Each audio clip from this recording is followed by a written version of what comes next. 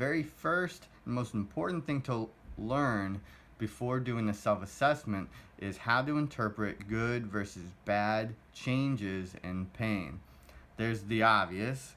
If your pain gets worse, if it increases, it's bad. If it decreases, it's good. But it's a lot, usually it's more complicated than that. Other things that you need to know is that if your symptoms go from a larger surface area to a smaller surface area, then this is a positive change. So if you have pain going across your entire low back, and then you do certain exercises, and it changes to becoming only in the middle of your back, just one small spot, that's a positive change in your symptoms.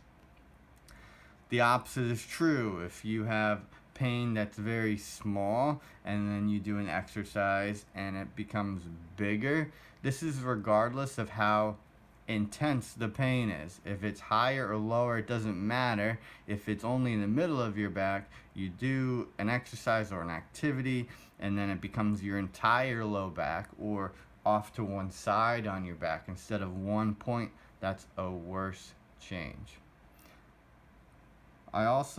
You also need to know the difference between peripheralization and centralization.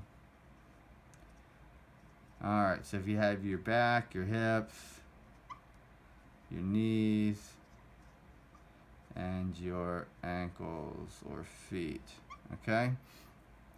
Peripheralization means that pain is moving farther away from your back. If your back is the source of the problem, you're feeling pain down in your feet or your ankles, that's a worse problem than if you're feeling your pain only as far as your hips. Okay? The opposite is true. Centralization is pain moving towards the source of the problem, in this case towards your back. Okay? The last important aspect of pain you should know about is unilateral symptoms.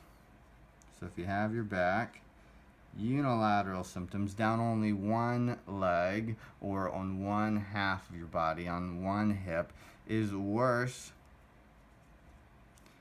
than symmetrical symptoms going down both legs.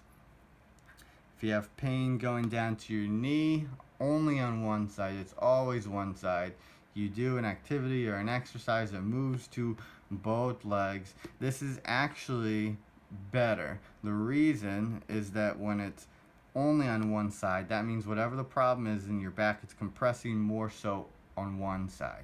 If it's both legs, it means it's more in the center, and which is why it's compressing on both sides. Yes, you're now compressing more than you were before, but problems that are in the center of your back that affect both sides tend to be much easier to get rid of through a series of exercises.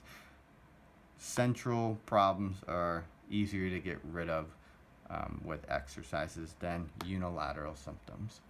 I hope that was helpful. Stay tuned for your next video.